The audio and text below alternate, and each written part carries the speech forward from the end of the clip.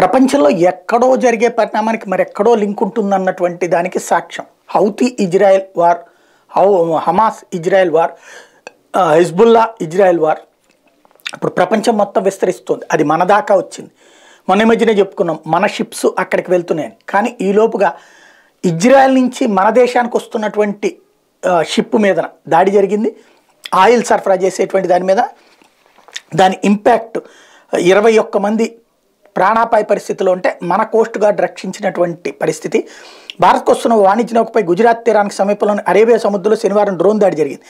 ఈ దాడిలో నౌకలోని రసాయన పదార్థాలను ట్యాంకర్ పేలి అగ్ని ప్రమాదం జరిగింది. అయితే 21 మంది భారతీయులతో పాటు మొత్తం 22 మంది నౌకా సిబ్బంది సురక్షితంగా బయటపడ్డారు. అరేబియా సముద్రంలో ప్రయాణిస్తున్న నౌక మీద గుర్తు తెలియని దొండగలు డ్రోన్తో దాడి చేసినట్టు తొలుత బ్రిటన్లోని మ్యారిటైమ్ ఏజెన్సీ వెల్లడించింది. లైబీరియా జెండాతో ఉన్నటువంటి ఈ నౌక ఇజ్రాయెల్ సంస్థకు చెందిందిగా తెలుస్తోంది. ఈ సమాచారం అందుకున్నటువంటి భారత నౌకాదళం వెంటనే ICGS విక్రమ్ని రంగంలోకి దించి సహాయక చర్యలు చేపట్టింది.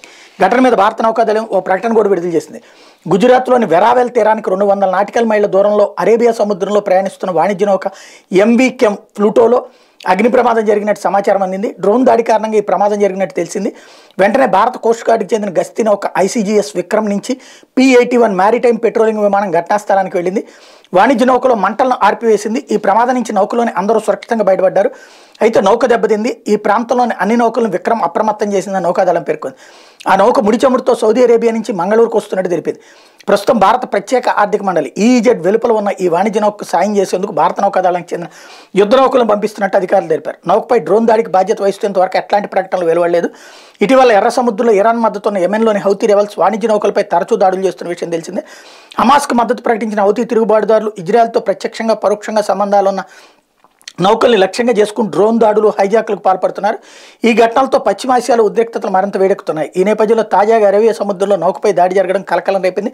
ప్రస్తుతం నౌకను సముద్ర తీరానికి తీసుకొస్తున్నట్టు తెలిపింది.